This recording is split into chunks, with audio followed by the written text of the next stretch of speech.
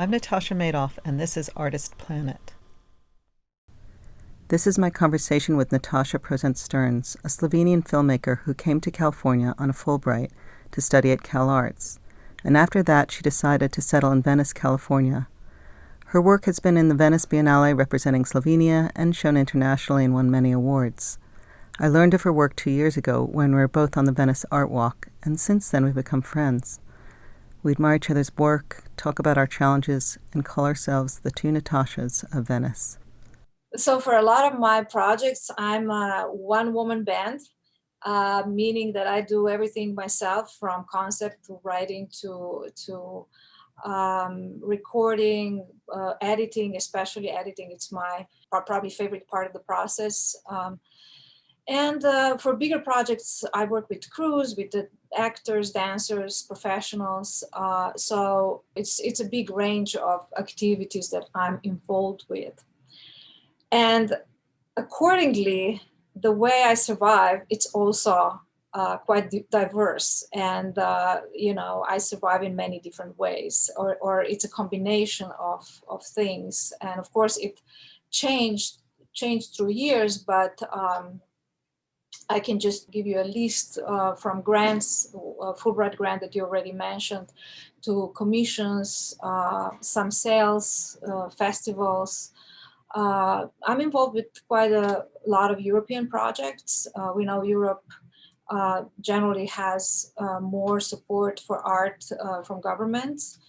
A lot of different jobs also. When I first came to United States on a Fulbright, I at the same time had 3 different jobs while studying, while doing art projects. So I think for artists it's just very important to be resourceful and know your options. And this is how I always went about that survival question. Yes. Why do you think you became an artist? What made you want to be an artist?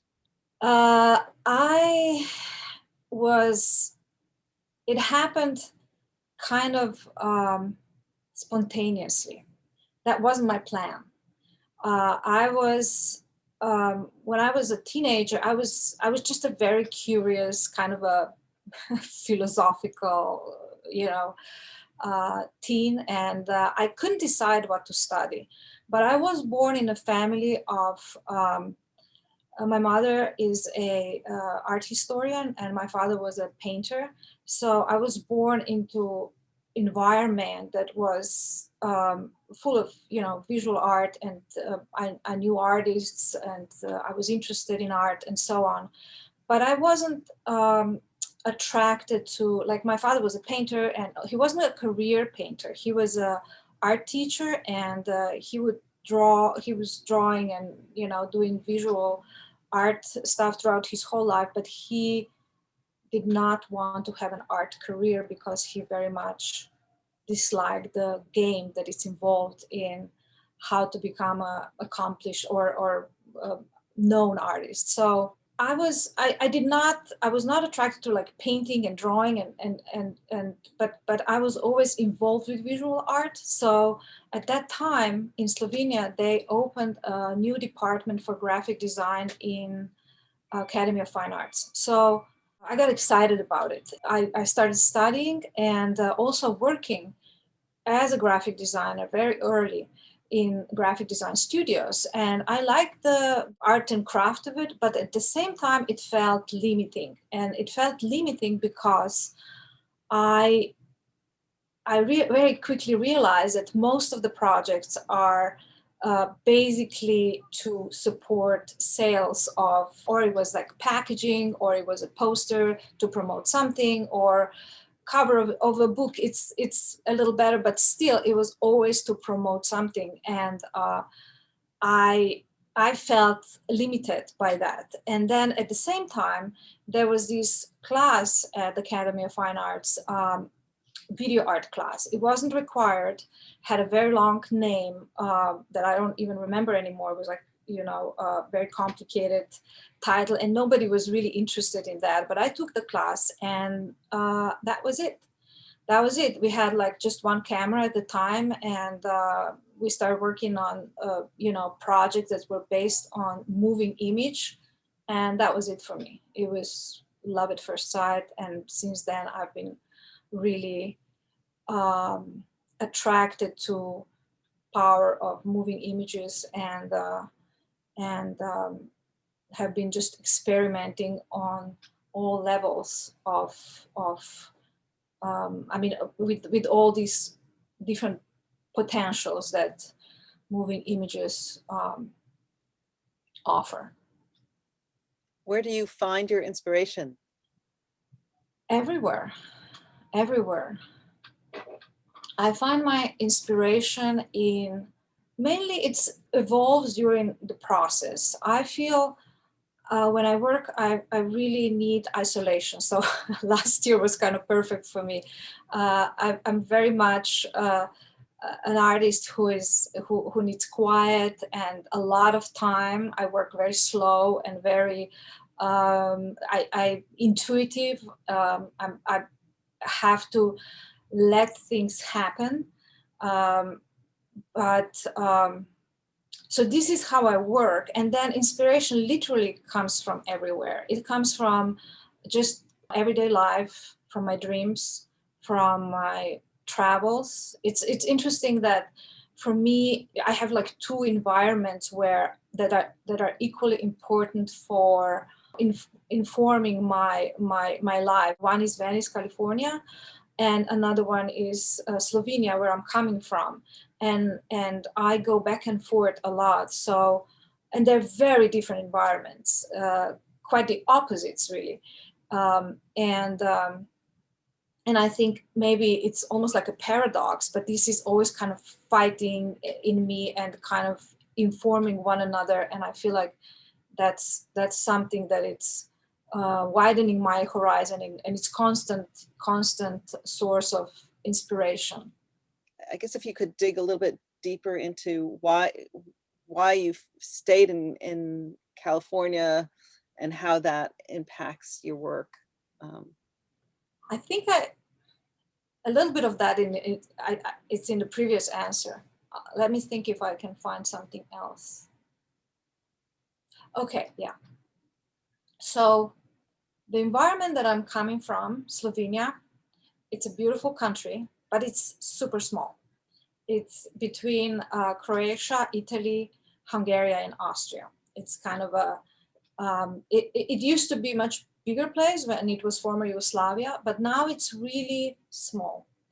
And when I first came to United States, especially to LA, that was this overwhelming feeling of vastness, of just more air, just bigger sky.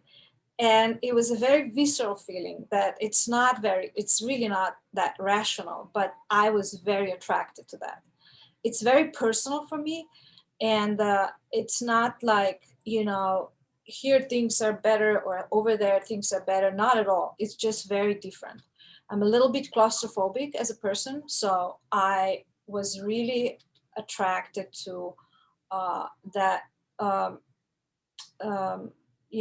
For example, even living in Venice, being by the beach, looking at the horizon, looking at this infinite space, that it's just, for me, so inspirational. What about the people that you surround yourself with? Does it matter whether you're Well, I feel like I'm very fortunate to be surrounded with people that really accept me for who I am and what I do. For example, when I first started with video art, I remember my grandparents, they were like, "What? Okay, but that's what you're going to be doing? Okay." But they would still support me, and my parents, and now my husband, and my sister, and my friends. So it's always been this, I never felt limited in terms of creating my work, survival, and just existence,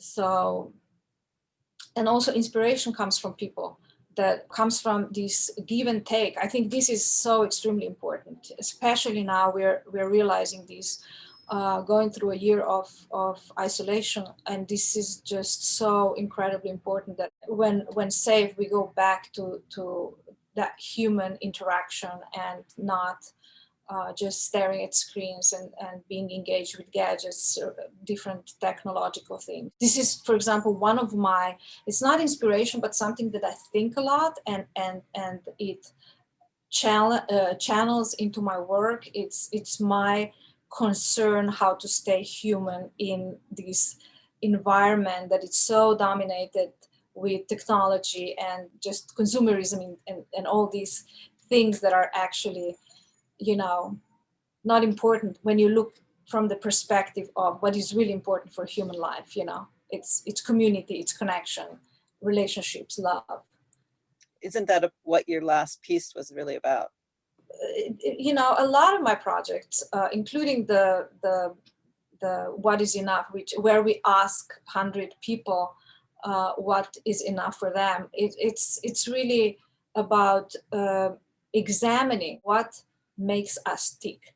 Why do we strive for things? Why do we, why is our Western society so focused on money, on these material things that are never enough, as opposed to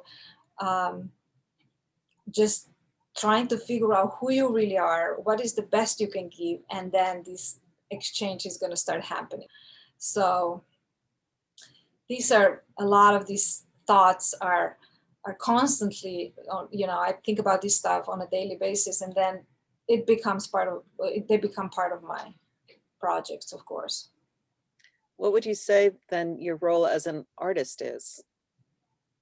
When I talk like that, I sometimes I'm afraid that it's gonna come out like I'm just this bleak chronicle of human condition, but in my process, I really try to create something organic, fluid, invigorating that would then communicate this energy that I feel that we should all engage with. In other words, I really love what I do. I really enjoy the process, all parts of it, even the hardship. I think it's such a privilege. I'm so fortunate that I can do that.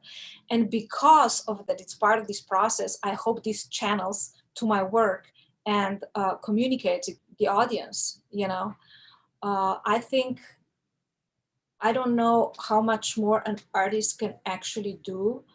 I believe in trying to just communicate something, like, I'm not going to say open people's hearts. That would be presumptuous, but communicate something that has this positive charge, that can then get transferred. That's what I think the role of an artist is. It's a beautiful thing.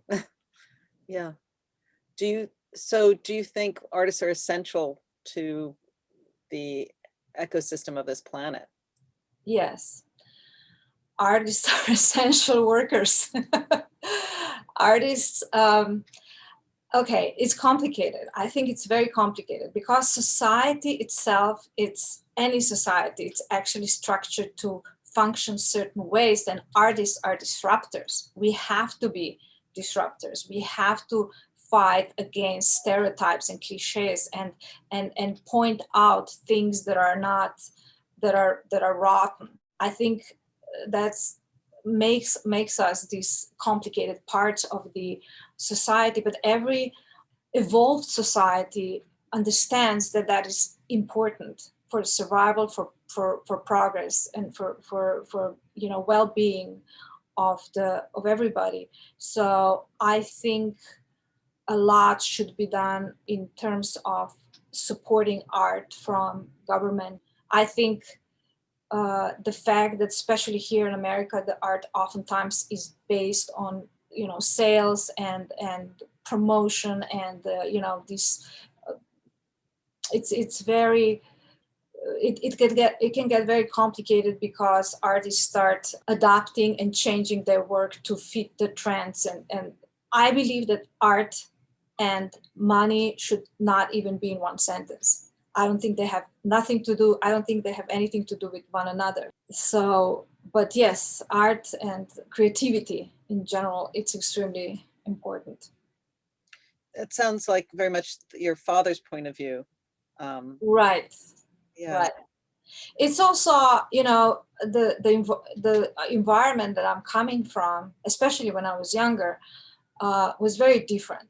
When I became an artist, I never thought of, oh, this is going to make money.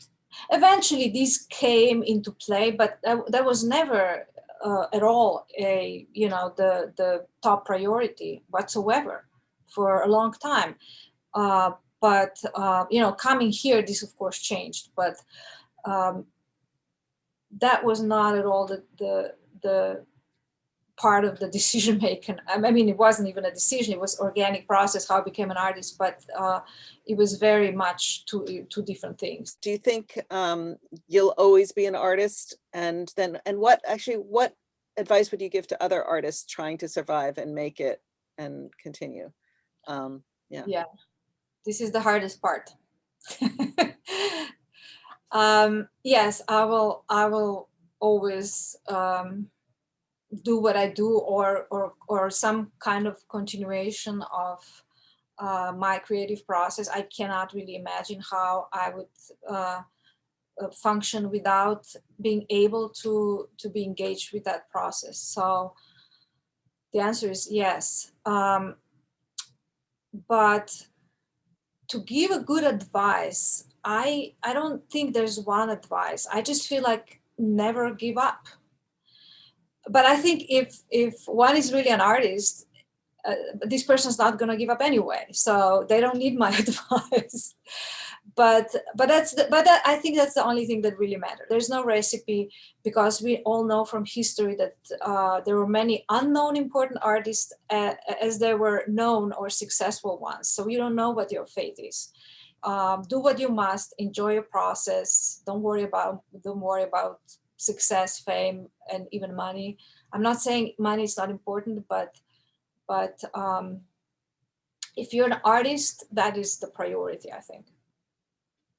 And resourcefulness. So you would advise people to find a way always just to support themselves while they're doing their art? Well, that's what I figured, because even when in times that are successful in terms of sales, commissions, grants, you know how it is usually with artists, is like that. And there are going to be times that are not going to be that successful. So you just have to be a little smart about how you plan your life, I think, and inform yourself about your options, and just basic resourcefulness, I call it. Thank you so much, by the way. Well, thank you, Natasha, for the opportunity. I feel I hope I immediately when I saw the questions, I was like, okay, I have to tell you, I don't know if I can give a good advice, because I am not this artist who just lives off of her art. Sometimes they're like a few months here and there, but then I have to do something else. So it's, I don't know. Do you know? Have you had? I think that's part of the thing, is like the reality of most artists is that Right. we have to. I mean, your work is so, to me, I mean, I admire. It's like it should be like, it's like, was it Doug Aitken, and there's Diane Thader, and there's all these wonderful William Kentridge. And I mean, you have that kind of capacity. Like when I watch it, I'm like, oh, I could see this anywhere. And yet, but we still just have to survive, because if you're not in that echelon, it's always just figuring out how to get by month to month or year to year. Right. Yeah. And I think most of the artists are like that. I even think that, except for these 0.1%. I mean, we didn't touch on that. You're still recording. I'm still recording. Actually, I was about to turn it off, and then I thought, oh wait, I should just have the goodbye on there. So I didn't yet. Yeah. No, the thing is that even these 0.1% of the artists that can survive off of their work, I think that this kind of reflects the society in general. just like this tiny little percentage of people have all the wealth of the world in their hands. It's the same in the art world. Very, very, very small fraction of artists survive off of their work only. Yeah, and I always feel like it's almost like you need this sort of filter. You need thousands for some to bubble up to the top. It's like with scientific discoveries. It's like everybody's doing the science, and then a couple of people make the discoveries, and there is some kind of cross-pollination, and we are, I think, supporting by creating and being and doing it, but we might not be the one that peak. Right, but also I feel that right now our time is specific to monopolizing. Like I think the society could be restructured so many more artists could live off of their work. That wouldn't be that hard. Yeah. Instead, you have these very, very few that are extremely rich. And when the government gives support, they get support too. So that's the problem of our society. Right. How it's structured. But at the same time, I don't think artists should always figure out the way to continue. I think it's really important, no matter what. That was my conversation with Nataša Prosenc Stearns that we recorded in January 2021. This episode was produced by me, Natasha Maidoff, and was edited by Carlos Bergs. Thank you.